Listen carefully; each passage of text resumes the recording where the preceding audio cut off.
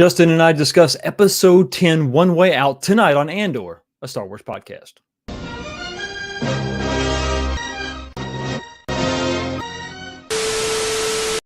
What's going on, everybody? Welcome back to the channel and another episode of Andor, a Star Wars podcast, episode 10. Just two left.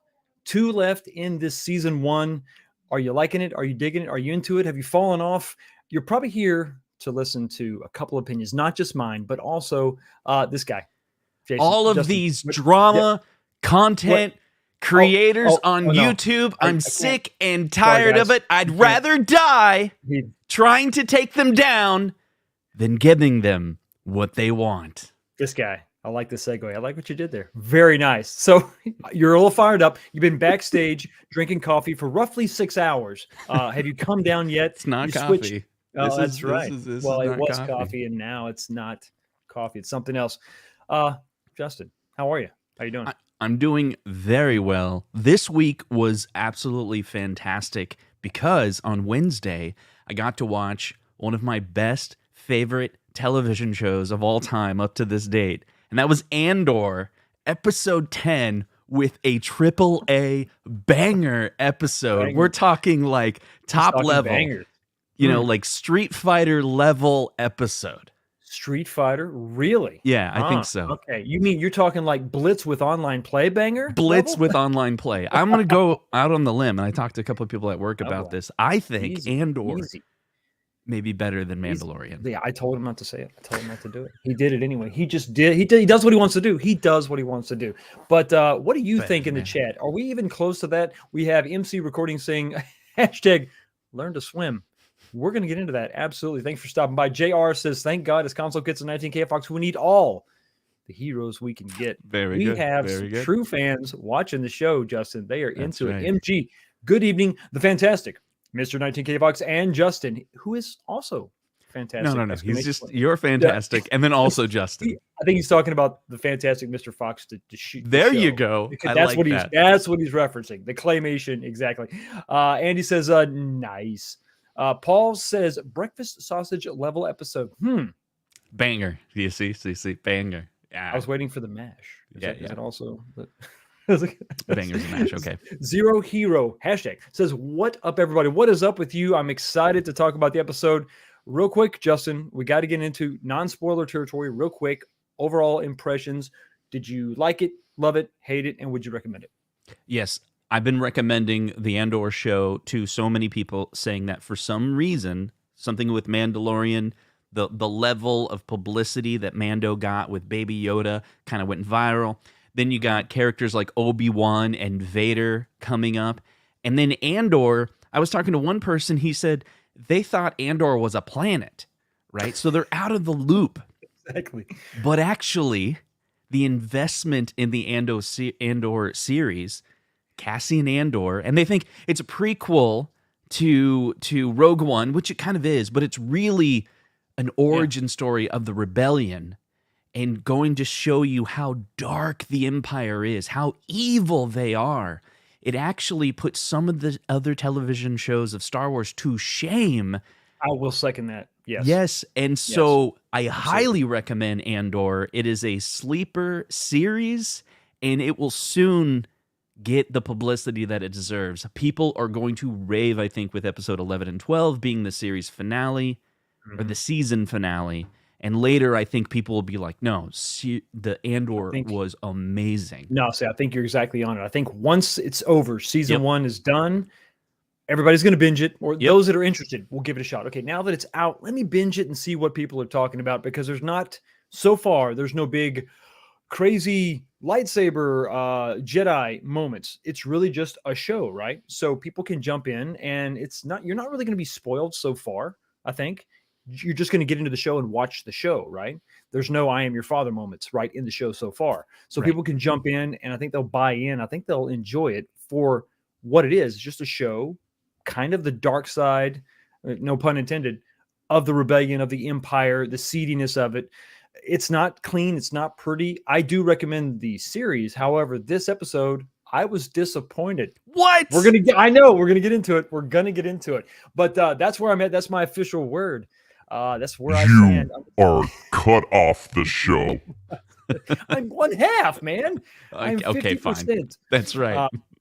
Actually, so we have Mitchell B says that yes, this show should be getting way more love. I agree. Even though I was disappointed in this episode, the show, it's good. The show is good. The production value is off the charts. So Yeah, why don't we go story, ahead? the acting, the It's just, writing. and I will say my disappointment in the show is where we've gone over the last 4 episodes. It has nothing to do with the production value or the acting, which was actually really good. The acting was really good in this episode. And we're going to get into it in a little bit more detail. Let's go ahead and kick it off. We're going to go straight forward this way. We're not going to follow a thread and then another thread, because there's almost nothing that happened beyond the main storyline of Andor. So let's go ahead and kick it off, which is kind of like picking up exactly where we left off last week, right? They're putting him in a body bag. We're done. He's done. They're in the little misting shower area, kind of reeling with what the weight of what just happened. Not the death of the coworker, but the fact that they realize that no one's getting out of here. No one is getting out of here. They're just getting transferred and moved around. So there's this discussion, and Andor is adamant about, listen, it has to happen tomorrow. This is when we have to do it. We have to make our move, the move that they've been planning for some time now, because Andor's been there for 30 days. They've been planning. They've been, mumbling about how can we possibly spring this trap of ours? How can we spring our escape? It's got to happen tomorrow when they bring in the new guy to replace the coworker that we just lost. And then the last little part of this slide is when they go back to their bunks, and Andy Serkis, Kino, lets them know, hey, what we heard is true. We're not getting out of here. We are not getting out. And what I love about the acting, right, is that he is struggling with this. He's struggling with what is he? Kino does not know what to do. He looks at his little ticker, the little thing that has the number of days left. He wants to admit it. He's there's a part of him that's like, if I just stick with the plan, I'm going to go home. No. But at the end of this little first sliver of the episode, you see him just admit it. Justin, that little chunk, what do you think? It was amazing. You got to share my screen, because the Olaf guy, or whatever his name is, the old guy that died, that's who he is. Do you know about that? Oh, no. He's you the said same actor. I had no idea. What are you? I'm Batman. Same actor. That's cool, right? Crazy. Okay, that's good. Which is a great that's a great segue, actually. That's a great segue to something else we're going to talk about a little bit later. But so once the acting. Oh my God! So the Andor, when he was like, it has to be today. That whole scene, and he's trying to scream, and there's this point where it's like, they're trying to get into program, and the Kino is in front.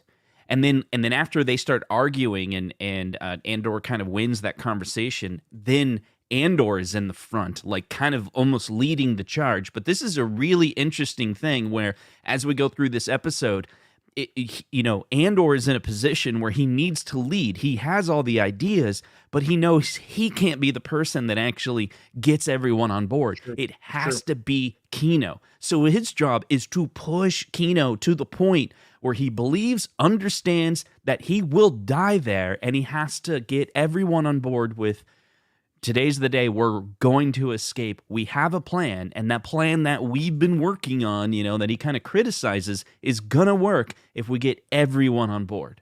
Andor's got this. They actually get physical for a second because it's just so stressful. This situation, this conversation, this argument is pretty severe. They know the weight of it. They go back and forth. Andor says, "Hey, I see what they've done. The fact that they fried everybody on level 2, that's panic." Kino says, "No, that's power." And then Andor comes back with, "Power doesn't panic." That's so they good. Wouldn't have done that. They're scared. And they're going, but you can still see the 2 points. You can see like, oh, well, maybe he's right. Well, maybe he's right. You're going back and forth, but he's adamant about it. And you're exactly right. He has to cattle prod. He's got to poke Kino to get him, because he knows that he is the voice of authority. If he speaks up, he's just another one of the inmates that's, causing a ruckus. There's no guarantee they're going to really follow him, but they will follow Kino. So I think it was just a great scene. The conversation, the acting. I mean, Andy Serkis he's a mocap actor. He shows it all on his face. It was so good. Such a very good exchange.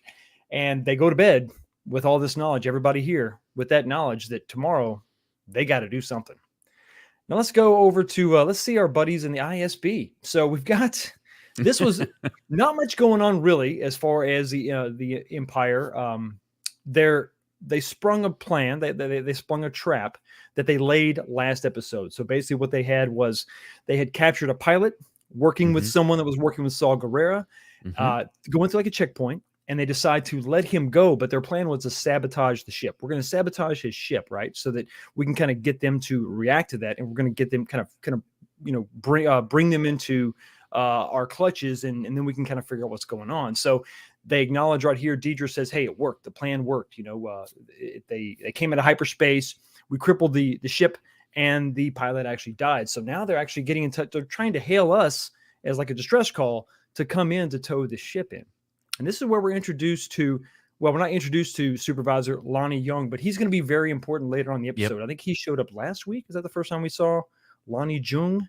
I know I'd seen him a few times, but he was kind of this background character that he didn't take much notice until this episode. Until he sort of speaks up here, where he's taking more of an active role. He's being a little more vocal, and his contribution to this conversation is, okay, great, we sprung this trap, but we should definitely react like we always do. Let's take a little bit of interest. Let's go see what's going on. And you wonder why maybe he's giving Deidre the side eye. That's going to come up a little bit later, but a very brief exchange. Not much going on as far as the ISB is concerned, but anything you want to touch on here before we move on? No, I mean, it's an interesting storyline, and they're not really revealing like who that, and I don't know why. I don't know if in episode 11 or 12 we're going to see a little bit more detail, like who exactly they did capture, or who they're, as they lay that bait, who they're going to, come across then. And so it's this background storyline. It's definitely not the major thread, but I have mostly questions other than, observation statements. I'm curious. There's some stakes here, and I don't know that we fully realize what's going on here just quite yet, but they're trying to gather some knowledge about this newly formed empire, and I'm curious to see where this goes. I think it's going to have some weight. There's something going on there. But Supervisor Lonnie is going to show up a little bit later in the episode. Back over on Ferrix, we don't have much going on. We obviously have Cinta is obviously sitting there staking out Marv's house, but we also have Corv, who is Deidre's ISB attendant. That's somebody she sent there to also watch the house. So we have that going on. Nothing much really. There's no developments. They have a little exchange. There was a doctor saying, or I guess it was a nurse or a friend saying, "Hey, she's not taking the meds because she doesn't want to." And so that was just sort of an ancillary little conversation. But these two are still here, still watching. What do you think about all this? Yeah, I think they're just setting it up. This is a little bit of setup to remind you that this is still going on. They're staying on to the main thread of the show. And again, episode 11 and 12 is likely, there's going to be something that has to do with the mom. And otherwise, why would they have all these, characters and actors like around the mom? So I think it's all going to tie together where, well, we'll get to it. I feel like these are chess pieces. They're just devoting just a little bit of the episode just to show you, hey, they're still here. Just want to remind you this is still going on. Something is going to tie in, I hope, right? Knock on wood. Elsewhere on Coruscant, we have not much. Once again, Mon Mothma, not much going on here. She's still trying to get her money. She's still trying to find a way to move funds off of her home world. I think it's her inheritance, and shift these things around in a way that doesn't really broadcast what she's doing. And it looks like they've turned to a nefarious character, a gangster, somebody who is not on the up and up. This Davo character sits down for a quick meeting, and once again, talking about money, exchanging, moving stuff around. Justin, what do they discuss beyond just simple financial transactions? Yeah, I love this part of Andor because everything that they're talking about is it's a little hard to follow because they're like hoity-toity, these rich people from, where are they from again? I forget the name of the planet, but it's it's very C, right? It's very, like you said, hoity-toity. I think is the proper term. Yeah, arranged marriages being kind of the topic of conversation. Yeah. Right. So they say all these subtle things that you're like, what are they talking about? And you have to watch it again, and you can kind of realize like they're kind of talking smack against each other, a little bit. And ultimately what's going on is they want this arranged marriage. He's like, basically, I can help you with your funding problems for your foundation, which is really the rebellion, if your daughter can marry my son. It was very unexpected. Mon Mothma did not see that coming. She's having this meeting, and you feel like maybe it's against her better judgment, but she knows Mm-hmm. maybe this is something she has to do. She's very stoic, very cold, which is kind of cool. It's setting the stage, right? It's letting you know this is not some nice person. This is not an old friend. Coruscant This came is to me. not somebody to be trifled with. So he doesn't want a fee to do this to help them out with the finances. They were assuming a percentage. No, he wants to bring his son back with him next time. He's about 14, and Mon Mothma's daughter is 13. The implication there is being because in their culture they have arranged marriages. He wants an introduction. He wants to marry into the family. Right. And the exchange, obviously, she's no, of course not. I'm not even considering it. But as Davo leaves, he says, "Well, that's the first untrue thing you said," and you see it on her face that Yeah. is She's she terrified. I think it's because she knows she has to do she has to something. do something. And I think it's going to cause some, I think she's basically going to go through with it because she knows what those investments will do Mm, long term. exactly. It's the whole kind of like in Star Trek where they talk about the needs of one outweigh The needs of the few, right? Right. of many, right? So it's kind of like, what is she willing to sacrifice For the rebellion. for the rebellion? And I think that's why at the very end of that scene is she's you know shaking, really, is because Oh, she realizes this yes. may be my only way to do it, is to let my daughter go through with something that she went through that she doesn't believe in.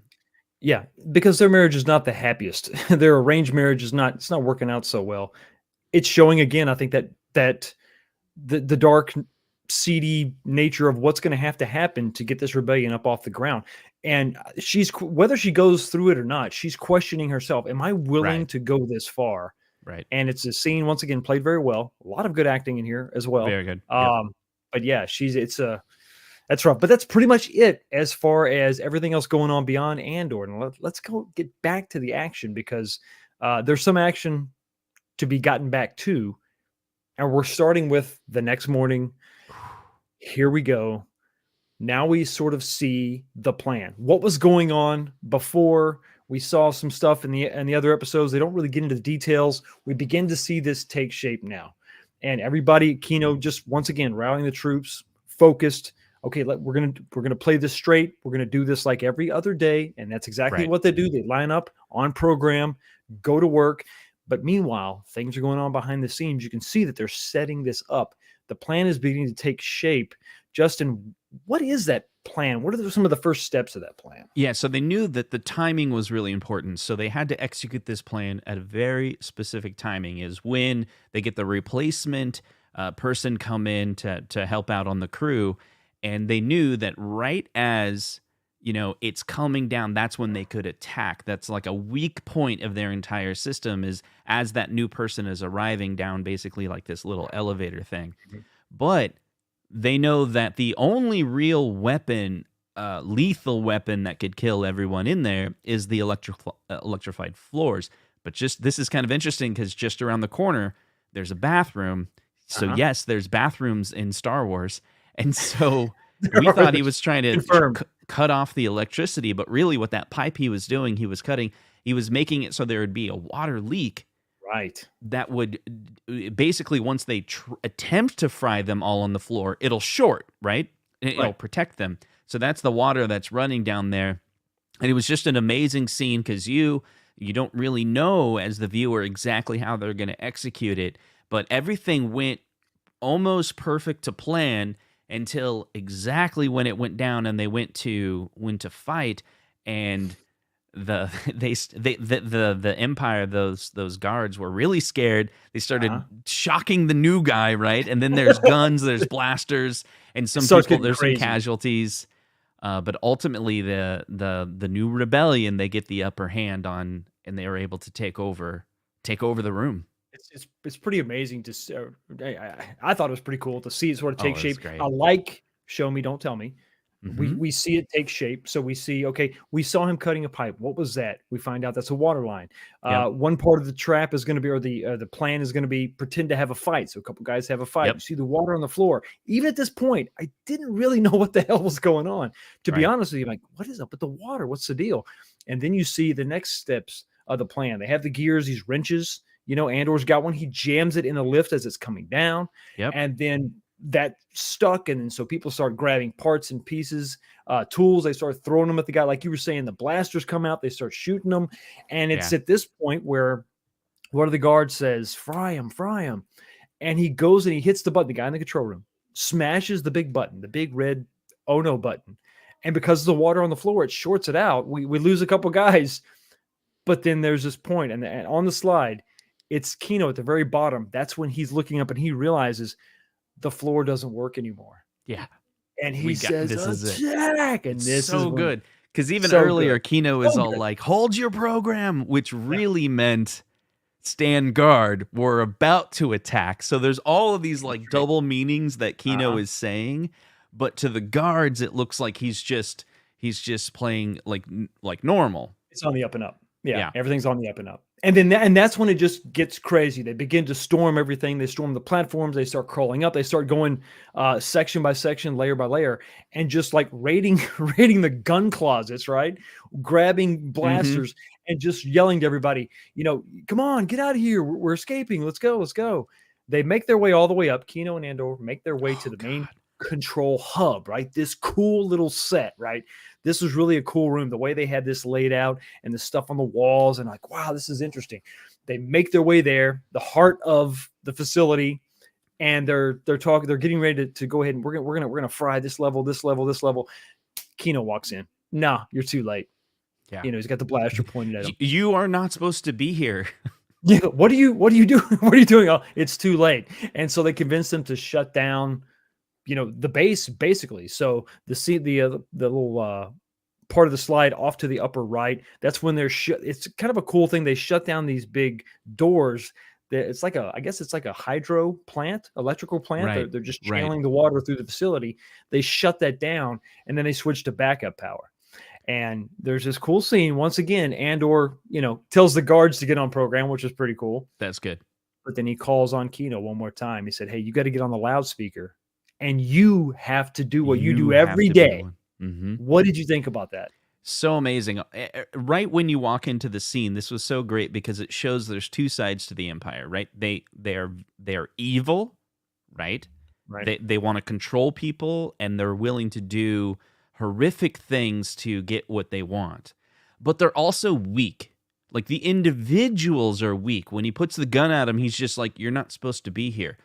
They are so overconfident. They're so fat, remember?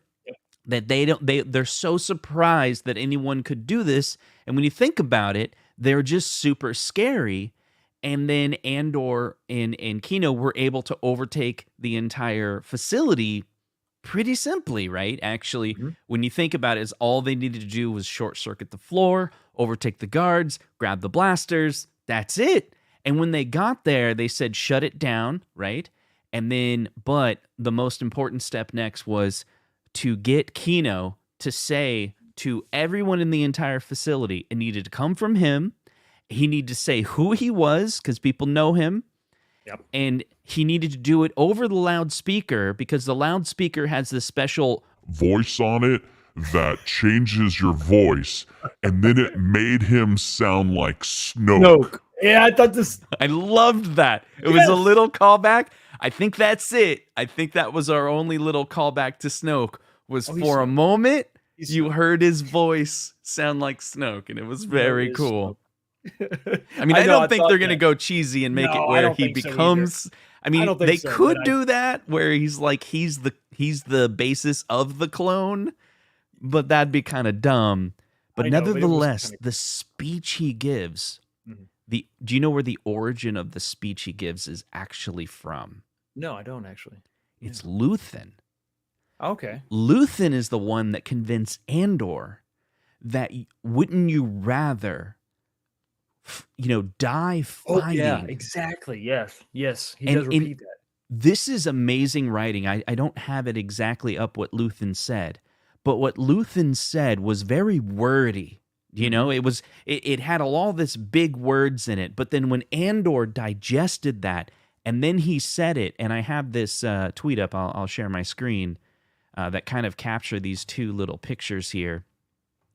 So this is, in this episode, Andor says very simply, I'd rather die trying to take them down than give them what they want. It's very simplified, simple speech of what Luthen was actually trying to tell him when he dropped him off on, where was it? The planet with the lights. Not Ferrix. I can't remember. Because you're asking me now, I can't remember. Yeah. Okay, so then this is what he says to everyone else. I would rather die trying to take them down than give them what they want, which was exactly the right things to say to motivate everyone in there, saying, stop building whatever weapon they're trying to build, and we're taking over this right now, even if you're gonna die. Amazing. What are you gonna die for? You know? Yeah. They just saw a perfect example. That coworker they had died. And his only hope was, I just got 40 more days, just 40 more days. I'm just gonna just fall in line, just do what you're told, and then eventually I'll be free, right? No, that's a lie. So what are you going to do? What are you going to do? Are you going to bend over backwards to give them what they want? Or are you going to die fighting them? And it was great. It was so really cool. Great. There was all these scenes where you think as they start taking over the guards that the guards are going to come around the corner with guns and they're all prepared. And it's just the other inmates. It's like, oh, wow. Well, that was pretty easy. So we got this, right? Yeah, it was great. The other, this was another way graphically just sort of show the little yellow dots, all the inmates, everybody's there, and you see them in the center. Now they're moving their way, making their way out. It's the light overpowering the dark side. It's exactly, you're exactly right. Because look at the next part of the slide. We've always seen these tunnels shrouded in the night or darkness, or it's cloudy. You see daybreak, the sun is shining, and this passageway is like illuminated now by the sun. It's just a metaphor. I mean, I guess really implying these guys are, this is a new day, right? They're seizing the new day. Yeah. And they run like crazy, like mad people, get to the exterior. They get to this open door, just wide open door, which is where they were all dropped off. And then there's a revelation from Kino. What was that revelation? What did he say? Here's the thing. Let me pull my slide up for a second, and I'll tell you. He always thinks his slide's better. No, that's not what I'm saying. No, it's fine. I want a close-up of Kino. When Kino is saying this, and when Kino is frustrated and then screams, no one is getting out. He obviously knew that when he escapes, they're surrounded by water. And he can't swim. He can't swim. And so it actually makes everything Kino does up to that point even more powerful. Because all he knew is he could probably help everyone else get to the point where they could escape, but he himself could not escape. That's a sacrifice. He knew there was nowhere to go. He knew that there was nowhere to go for him, and it's just beautiful writing, actually. So rough. The overhead shot of everybody just in the water swimming, taking off was pretty cool. And that wraps up the escape for the most part. We've got something else going on. So we talked about Supervisor Lonnie Jung, and he was brought up for a reason. But before that, we had this other scene with Luthen back in his collectibles shop, the antiquities, and they get a message from someone who wants to have a meeting. And it turns out that it is Supervisor Lonnie Jung. What? He is He's like a double agent. Deep undercover in the Empire. And Luthen also makes mention that they haven't even spoken in a year. So it's been so long. Maybe face-to-face meeting in a year. I'm sure there's been some exchange of information. So this meeting takes place. It's very, once again, you see the underground. Exactly, the elevator going down, down into the underbelly of Coruscant. You see the green, kind of like, it looks a little bit like the Matrix, a little bit. Yeah. And he reaches up in the top of the elevator, grabs his earpiece, and there's Luthen on the other end. And then he goes in another elevator, and then they see each other, and you have this really cool. I mean, listen, Mr. Skarsgård is just killing it. Like you thought it was like already we're on top of this episode with Andor doing this great performance, and then Kino has this great performance, the actors of inspiring everything. And then boom, it cuts to the scene and we get to see Luthen give the best performance as an actor that we've seen, an opportunity for great dialogue, perhaps better than stuff that George Lucas did in the original. Oh, no, I think that's when it comes to dialogue, I just mean dialogue itself. Yeah. I thought it was very, and to Paul's point, it was very Sith-ish whenever that elevator door opens that and cape. you see Luthen. Yeah, that was a very cool shot. There's a lot of really cool shots in this episode, specifically this meeting that they're having, just sort of on this, once again, something about Star Wars. You have these balconies, you have these walkways with no handrails. Anything can happen. Anything can happen. It's crazy. But they have a great exchange. Luthen talks about how, he's going back and forth with Lonnie. Basically, Lonnie, the reason for the face-to-face is he's like, listen, I've served you. I've given you some information. I have a daughter now. I want out. Yeah. And Luthen's like, no, you can't. I'm sorry. You can't get out. And then the question goes back to Luthen. Well, what is it that you give up? What is it that you sacrifice? And that's when he delivers the dialogue and he says he sacrifices everything. He doesn't get the chance to have a normal life. He sacrifices everything. And it's a great scene. And if you haven't seen it, we're probably not doing it any justice. Go back and check it out. It's a great, like I said, great dialogue delivered by a great actor. And at the end, he says, yeah, you're not going anywhere. I need you. I need all the heroes I can get. And that was really cool. Basically admitting, I'm no hero. You guys are the heroes. You're going to be, and I need you to do what you do. And then that door closes.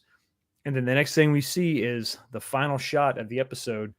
We have Andor and another inmate escaping. And is that triple moons? So not a double sun, not a double sunset, but triple moons running off into the desert, the sands. Who knows what's going to happen? But that's where it ends. Yeah, I just Googled and grabbed the quote. He says, "What is my sacrifice? I'm condemned to use the tools of my enemy to defeat them. I burn my decency for someone else's future. I burn my life to make a sacrifice that I know I'll never see. No, the ego that started that started this fight will never have a mirror or an audience or the light of gratitude." There's an ad that popped up. So what do I sacrifice? Everything. It was so good. It's a very good performance, and he kind of like does a mic drop by pressing the button, causes the door to close. Pretty much, he's like, yeah, you're a hero. You're not going anywhere. And those elements of the dark side make me think, I don't know, maybe there's a little bit of kin to the light, but he's not necessarily there's theories of him being a Sith and stuff like that, which could be the case. Maybe he's just, maybe he doesn't care about forming a rebellion, but maybe he cares about just taking down Palpatine. Agent like of he's chaos. like some jealous Sith or something like that. Right. I don't know, that could happen, but more I think it is it's all about that sacrifice. And so there is actually a pretty big theme throughout this episode about a sacrifice. Kino's sacrifice, where he can't swim, but he rescued everyone. What are you willing to do to help out other people? And then with Luthen himself, he's willing to let 50 people die. Yep. So that, is it Lonnie? That double agent can live, exactly. And so they can keep that tie. And so that's what he's willing to sacrifice, and then everything else that he was able to that he explained in there. He knows that he's not. I think one person said it was kind of like Moses never able to see the promised land type of thing, right? It was like he's doing all these investments that he won't reap any of the benefits for.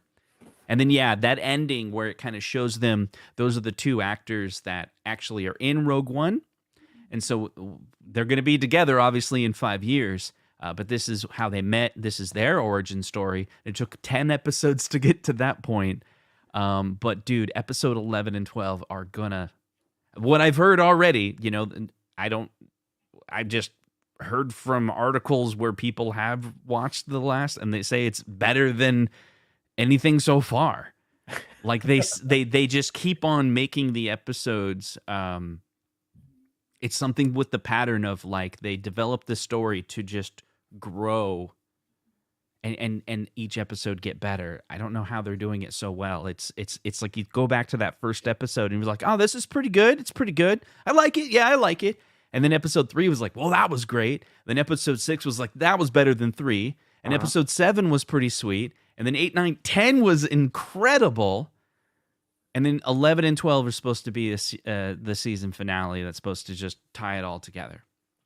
And then season 2, right? Got greenlit. But yet Fox said that he was disappointed. What is going on with your disappointment? So you've got some great stuff going on here, but if you look at just the bullet points, what happened beyond prison escape? Nothing much is really going on externally, and that's fine. Part of me would have maybe rather this just been the escape, and really we don't find out anything else because we don't really find out that much. I mean, as far as okay, Cinta is on Ferrix, just letting you know, like I'm just checking in. Like we didn't need that scene. Sure. I think that we could probably have done without the Mon Mothma, but it was short enough to where you can leave that in there. Do we need more Serial? Because I don't think it was there was no Cyril. There's no Cyril.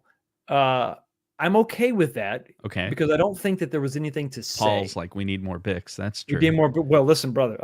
You're never going to get an argument. But we got her tortured. We don't even know what's going on with her. Is she dead? She's probably not dead, but I'm just saying we don't know, right? We don't know. That would have been interesting. Maybe can you use her for bait? Maybe if you're going to have something brought in, maybe an update on her, because it's an actual question. But I think if you look at these last 4 episodes, remember we had the whole trilogies going on, right? We had the 3-act structure: 1, 2, 3, 4, 5, 6. Where are we at now after 4 episodes? We're talking about this epic ending, which I hope that it is, and I think that it probably will be, maybe even 2-parter. For a finale. I think they'll cliffhanger it this Wednesday. Where are we at now? What have we accomplished in those? We saw the aftermath, and I get that. He goes to Disney World, Disneyland in Orlando. That's right. And so Star Wars Miami, whatever we called it. And then he gets arrested, and then he goes to a minimum security prison, breaks out of a minimum security prison, which is another thing. I don't like that there was no real hook, discovery, trick thing to get them out of the prison. I mean, it happened. I think I love the way that it was shot. I love the acting. But as far as it seemed fairly straightforward, we're going to pour some water on the floor. They just solved the puzzle. Yeah. Quickly, right? And then once they got to the upper level, it was just like, oh, just go over there. The door's open. It's fine. Just go over there. It's how it felt a little bit. Fair. I wanted a little bit more. Why couldn't the prison break be 2 episodes? Maybe it's because they have something else going on. I get that. But I feel like where we are right now, we should have been building up to the finale if it's really a 2-parter. And I don't feel like we've built up to anything at all. I think he went to jail and now he's out. He went to prison and now he's out. We learned some cool things. But at the end of the day, when you're talking about the series as a whole, going into the last 2 episodes, I don't like where we're at. I wanted more. It's fair, but I think what you're saying is you wanted them to reveal more of episode 11, or kind of get into that like a cliffhanger. But they've never done a cliffhanger at the end of their epic episodes. They close everything. Right. There's like nothing.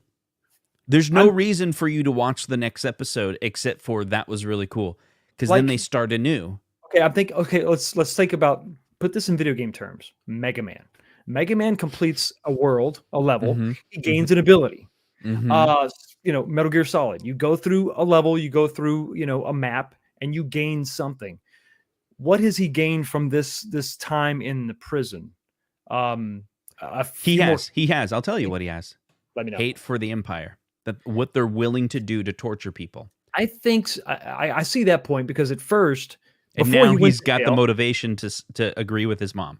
I can see that point because before that he was just going to get out of there, right? I'm just going to go to Disney World. I'm out of here. I'm going to Star Wars He Miami, can't whatever. escape his destiny. He can't escape it. He gets trapped, and now he gets this hate. He spent 30 days in jail. Those in the chat, come on, disagree with Fox. Give me more ammo that episode 10 was amazing. We got a flood of people going in there. Like, first we're starting a whole new a story with episode 10 and 11. If we are, okay, that's fine. That's fine. More his freedom and motivation to fight, a reason to rebel. Yes. Reason to Rebel is a really good one. But I think that, when we look at the 3X structure, the trilogies, right? Here we are 4 episodes in, and I feel like we haven't, it's okay. He went to jail. Okay. He hates the Empire a little bit more than he hated him before. I get that. But where are we at? Where's the thing? And the connection with the actor at the end, it's almost like blink and you miss it, right? Why couldn't the character at the end, who's going to be with him with Rogue One, that actor, why couldn't that have been Andy Serkis's character? And because they developed so much, right? And then, so he's stuck in the prison now, and they leave that there. They sever that tie immediately. That would have carried so much weight. Even if he died, episode 12, let's say Andy Serkis goes with him, they take off. They've been through all this stuff, and then he goes through the next mission or whatever, right? And he dies in 12 or something. That would have carried so much more weight. He didn't have to go into episode or season 2, but I feel that's what I was left wanting. The acting is not going to leave you wanting for more. The look of the show is not going to leave you wanting more because you got that. The fact that they're not touching lightsabers and TIE fighters and the standard stuff, I enjoy, that. But I feel like after these 4 episodes, I wanted to push Andor a little bit farther. And maybe I'm just wanting too much, but that's why I was a little disappointed. We'll see. It all comes down to the beginning of episode 11, what story they start to develop for episode 11, and will they tie in? And I think so. I think that's how they're going to make an epic finale. Is there's going to be some challenge or problem. It could be something like he has to rescue his mom.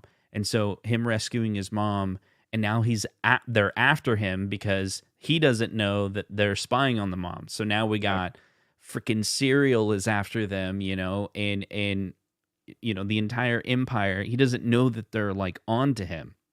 And then you got Luthen and Vale trying to kill him. So it may be like all of the story arcs that we've seen converge, all come together. And so it could be that everything that we've seen in these last episodes, those little were little nuggets of information, so that boom, episode 11 is going to be that much more triumphant. I hope so. I just wanted something more. Maybe if there would have, and you know what? And I could be discounting Kino a little too much. Maybe there is something there.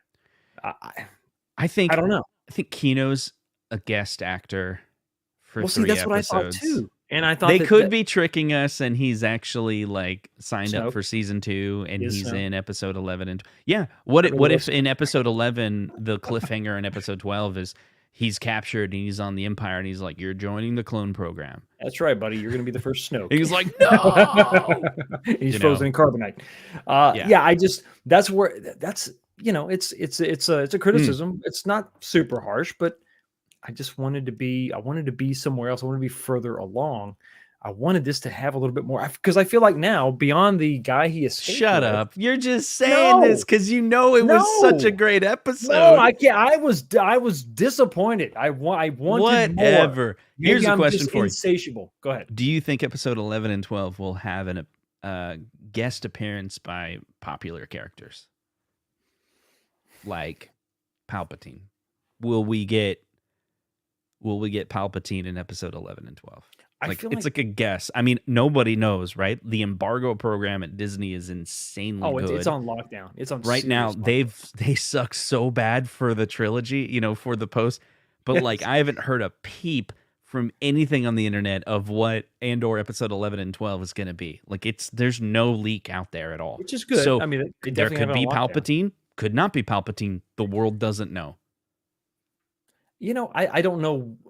I'd be curious to figure out what does Disney think of Andor's performance so far. If they start freaking out, hey, nobody's watching the show, then they would push something.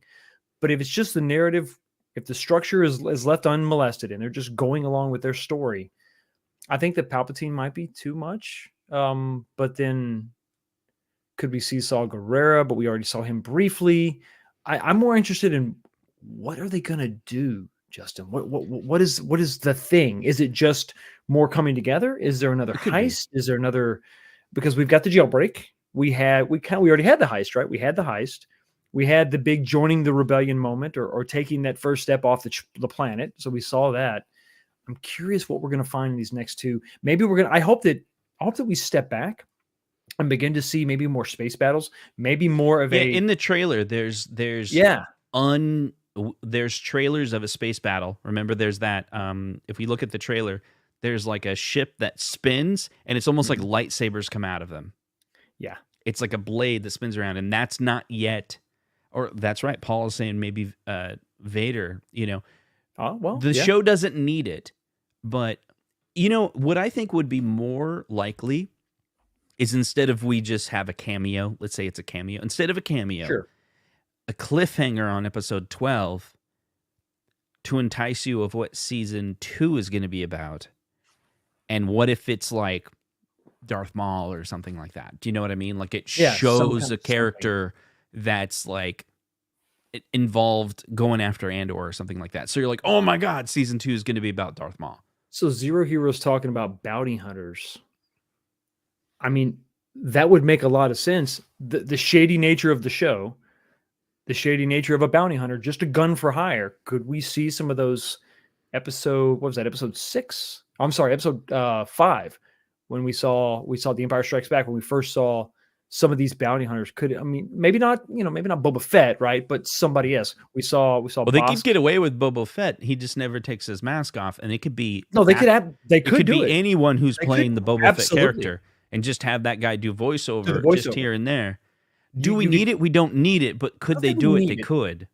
It's once again that formation. In their desperation, you see what's going on with Mon Mothma and her desperation. As the rebellion, still not quite formed, begins to get a little bolder, do they reach out to who? Do they reach out to? Do they reach out to some of these bounty hunters?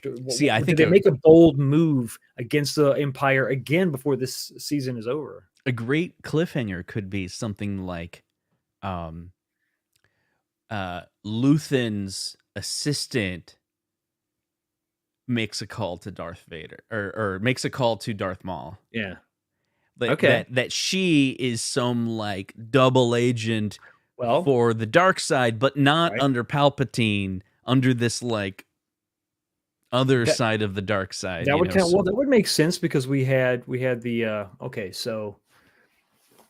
so we are still about 5 years before episode 4. In the Solo movie, we saw the little end credit scene with Maul. That was same time frame ish, because it's before episode 4, the Solo movie. Yeah, I gotta put that together. But anyway, I guess my point would be, to your point, Maul's established. Maul's a mob boss. He's a bad guy. That was a cliffhanger in Solo. On the level of the Hutts, there was talk. I think George's original sequel trilogy was going to be Luke and Leia and Han, and they're trying to bring this from a rebellion back to the Senate, back to the Galactic Republic. Darth Maul was going to be the main bad guy in that. More of a mob boss guy, not so much a Sith, because the Sith were destroyed in Return of the Jedi. But I don't think that would be a stretch. I mean, I don't think it would be outside the realm. It makes some sense to have a lower level boss. I know he was a Sith, not a Sith anymore. Crime boss, seedy underbelly, underworld. That makes a lot of sense to me. Maybe that's the cliffhanger for 12. I don't know. The more that we talk about it, it kind of makes some sense, doesn't it? Yeah, because you don't, like, you got to put Maul somewhere, in which show. I just pulled up a random article that shows a timeline if you want to show it. Yes, I do. Here we go. So okay, this helps. So you got Rogue One is here, A New Hope is here, Rebels is here, Andor is right after Rebels, Gotcha. but Solo is over here. So they reintroduced Maul here, and Maul is a part of this storyline. But he was in Rebels, absolutely. Right. Yeah. I mean, they can, basically, like, do you pull on, if you want to make Andor season 2 real crazy, do you pull in, the Emperor? I mean, again, cameo is simple. Like, they just do a fan cameo of Darth Vader, whatever, on Mustafar or something like that could be fun, but that's just fan service for the sake of fan service. But if you actually want to be like, okay, we've established this Andor storyline, now we're going to have that cross with another storyline. I'm sorry, you can see my blister. It looks pretty crazy, huh? Oh, wow. Oh, wow. How are the other fingers? Are they okay? Yeah, they're fine. The only one? There's no pain, but I'm not popping the blister. Don't pop it. Don't pop it. Leave it alone. Let that heal. Like, it's a human Band-Aid, by the way. I did some research on it. They're like, it's your body creating a Band-Aid. Exactly. You're creating a bubble. Yeah, exactly. Yeah, it's like protecting it. It's like, there's a Banta take. That's what it is. Inside there. It's just, helping it heal. Oh, that means that the Bantha tank is just pus. It's gross. Anyway. Sorry. We digress. So they could introduce a fan favorite character. Sure. To kind of lead into season 2, and I think that would get a lot of traction. I think it's Bacta.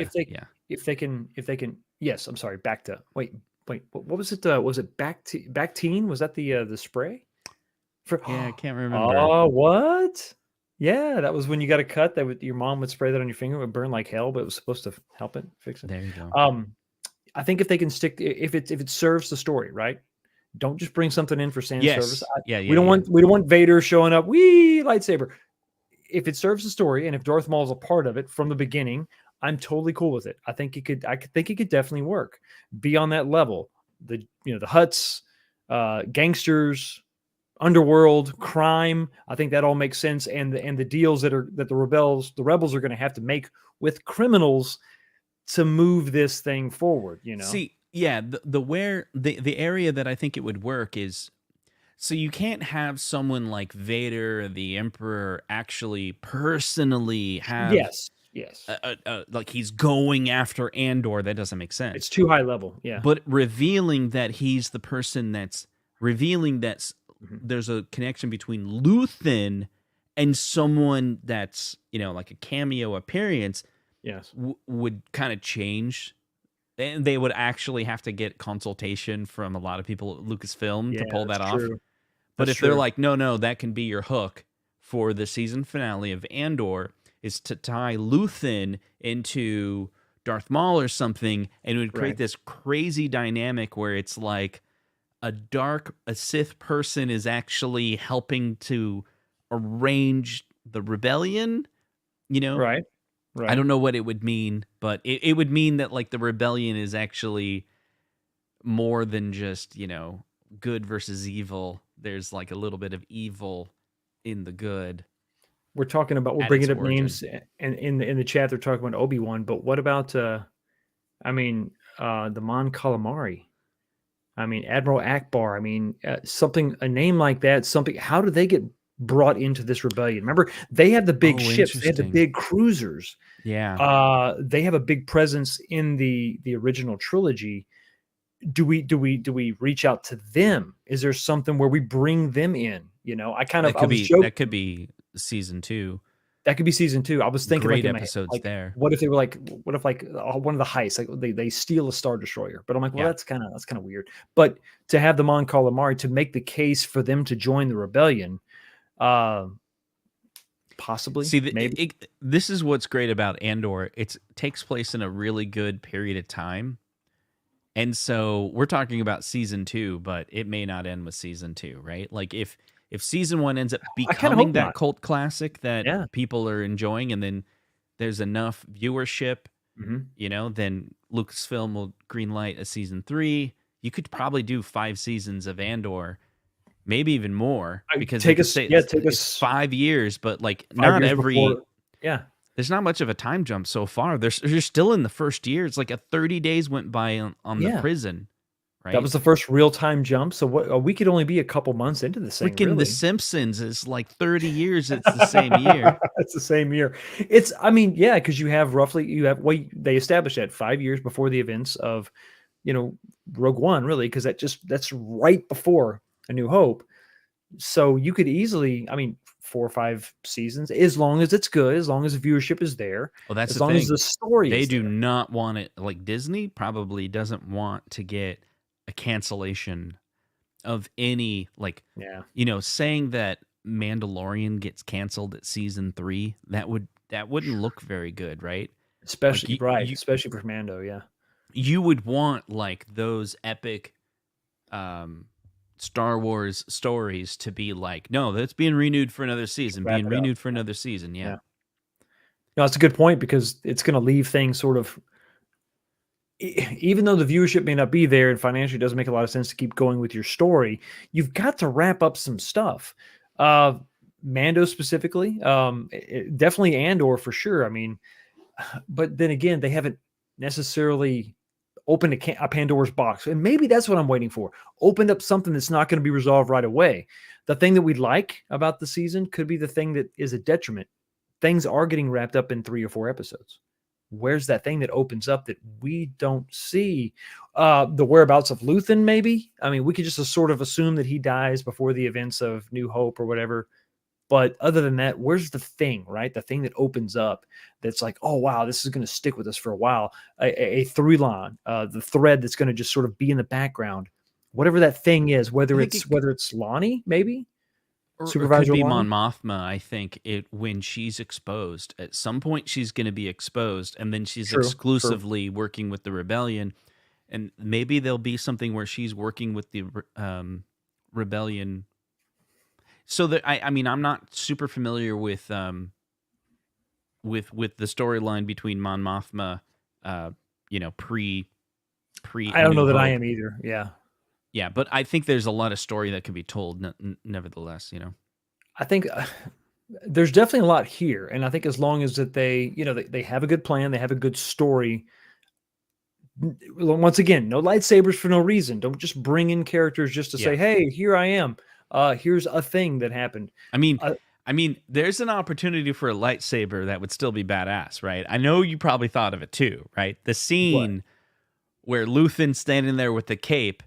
If I was waiting for it, where he's all like, "Yeah, come here, Lonnie, let's talk face to face," and then they argue, and he's like, "Yeah," he's like, you're never getting out. He just kills him, right? Yeah.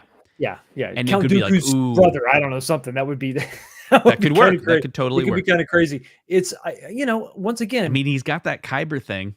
But if you take, that's a good point. But this is what you do, right? You do what they're doing right now. Let's say he's a Sith, okay, or a fallen Jedi, Order 66 reject, whatever you want to say. You give us an entire season with the guy, and then if you Zero Hero, I think you said that before. I'm going to bring this up. He's an old Temple guard. So if he has a yellow lightsaber, and this guy was one of the Temple guards, they were always shrouded, they were covered. If he breaks out a yellow lightsaber, dude, that's it. Okay, that would be cool, right? That would be worth it, right? No, that would be very, because we built this guy up. He's still got the shadowy past. He's obviously devoted. He's willing to give up himself, his life, his future, everything, and to find out he's a Temple guard. That. What if he says, like, I was there? I was there. For some. I saw the horror. I saw what I saw. And then it does a flashback to like episode 3 or something like that. Like he was one of the Temple guards. And we saw that we saw that in Obi-Wan, but I think they would do that better here. We don't have Luthen's backstory. Okay, damn it. We don't have Luthen's backstory. He's like has no past. I'm liking this idea of a Temple guard. That's so cool. That could be legit, right? Don't do your standard people we know. Don't even do Maul. If you just do this, I see. Create Luthen as someone important. Totally unrecognized within the canon. Comes out of nowhere. We love we're interested in the character, and by the way, he has this past. That would be incredible. Don't just say, oh, he's actually Darth Maul in disguise. We have a $6.99 super chat Canadian dollars, those dollars just go a little bit farther. This is all sounding great, but what I need is more cowbell. More cowbell. Got to have more cowbell. Rights Retro Arcade. Thank you so much for that. The theory is pretty good because there's all of that. Bad. Why does he have all of that Jedi and Sith collectibles? The imagery was so the collectibles, the imagery of him there. Yeah, I mean, it's hard to deny, you know.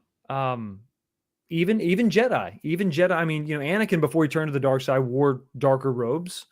He, I mean, just devoted to an ideal. Temple Guard, man, I don't know. I'm liking this. I am digging it. But what if it's not a Jedi Temple Guard, but more of a, he worked for Palpatine, as a.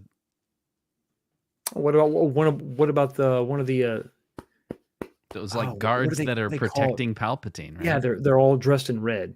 The red guy. Yeah, it's the same thing. It's basically just the opposite. It's just instead of a Jedi temple. Yeah, it's the Palpatine side. Yeah. Because there's a little bit of dark side in there. Although it could be a temple guard that's struggling with the dark. Either way, right? I think that they're going about if that's the case, they're going about this the correct way. What's he saying? No, I know we're not. That's part of the there equation. for a reason. That's there. It's not. You can't listen. You can't. They're just not teasing us with a kyber crystal. We can't deny the Emperor's Royal Guard. That's right. Yeah, the Emperor's Royal Guard. You can't deny the significance of the kyber crystal, even in Disney Star Wars. Right. That was the whole point of that was the thing that powers the Death Star. So it has a huge significance. It's we all know it's in the lightsabers of every Jedi and Sith. I don't know, but I think that if that were to happen, I would not be mad at that. I would not hate that. No, Luthen is the key to do anything fun. I think you're right because we're so into the character. He's so elusive. Yeah, but we know that there's some meat there, but we can't quite put our finger on it. Saul Guerrero, we kind of know his deal. We know where he stands. Everybody else, we kind of know where they stand. Mon Mothma, but this guy is new to us, introduced in this show. He's interesting, great actor. It would be a shame to waste him. Not that they're wasting him, but if he's just a guy and somebody else in the series turns out to be a Jedi, man, I don't know. Can you think of somebody else in this show you'd want to see be a Jedi more than Luthen? I don't know, man. Everything else wouldn't make sense. It's him or his assistant ends up being, they flip it and they're like the assistant's actually like the more powerful person and Andor's working for the assistant. It's the other way around. Luthen is the assistant to that lady. Yeah. I mean, that one seems pretty easy to do, but then who is she could be the question. Is she someone important? I would not hate that. I would not hate that at all. That would actually that'd be really cool. So anyway, we've gone off on a tangent. I love the tangent. That was the best part of this series so far.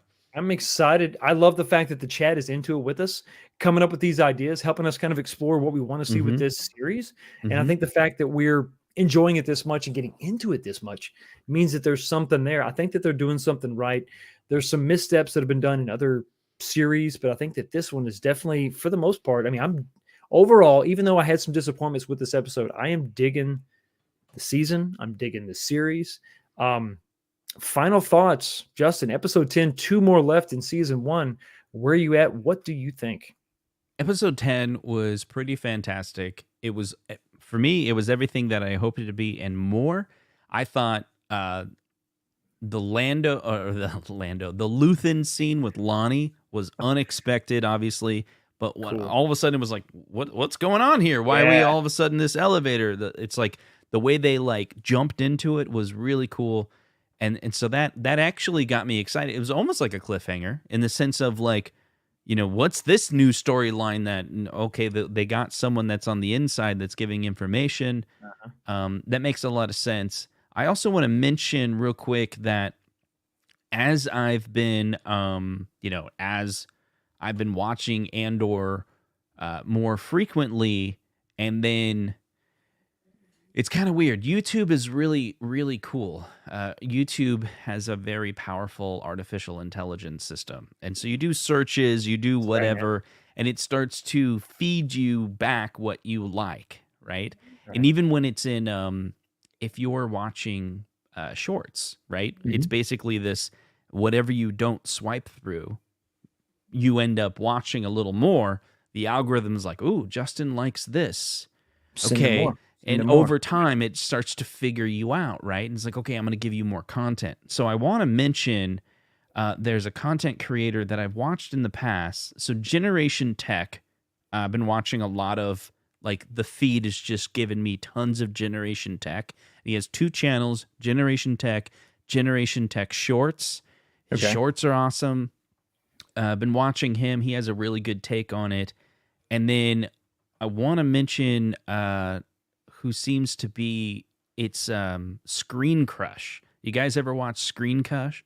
Yes, I do. So I've been, like, as I go through this series, Screen Crush has a really awesome take on it. He, in his latest episode 10, his episode 10 breakdown, Screen Crush, he has this amazing scene that I want everyone to watch, where he, when they're sitting there talking to Mon Mothma, he goes scene by scene and explains what they're really saying.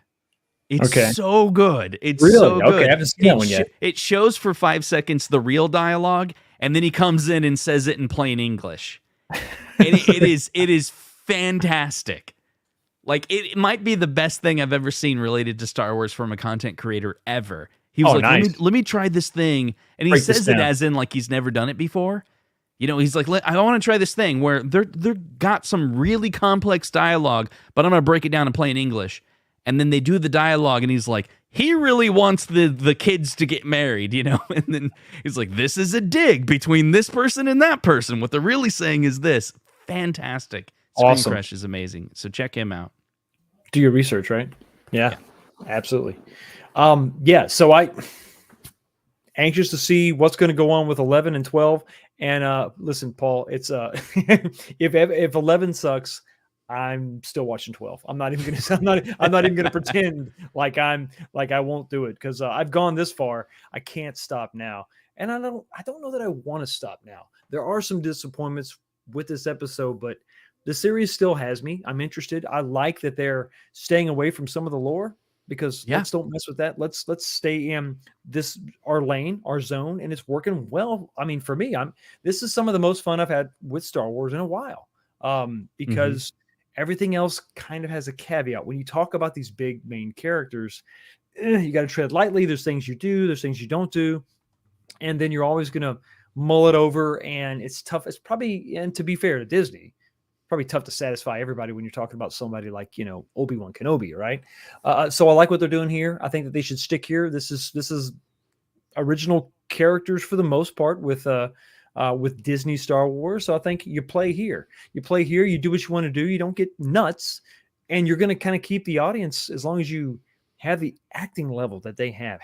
They set the bar, man. It really did. It just looks good. I mean, even some of the episodes where there's not a lot of set pieces, a lot of set changes, it's still what they have on screen looks good. So I'm digging it. So anyway, everybody, thank you so much for hanging out with us this evening, talking about episode 10. Just 2 episodes left. We're going to be doing episode 11 over on Justin's channel next week. I'm really excited to see. That's right. It's on my channel. He gets to do all the work, and I just get to sit there and just sort of nod and just throw out crazy theories. I'm going to do it. I'm going to do it because it's what I excel at. But and don't forget, our outro needs to be like, "May the Force be with you" or something. Okay. Always something like that. Yeah, we should definitely do that. I think let's just do it now. Everybody in the chat, thank you so much for stopping by and checking out our channel. And may the Force be with you. Always. Always.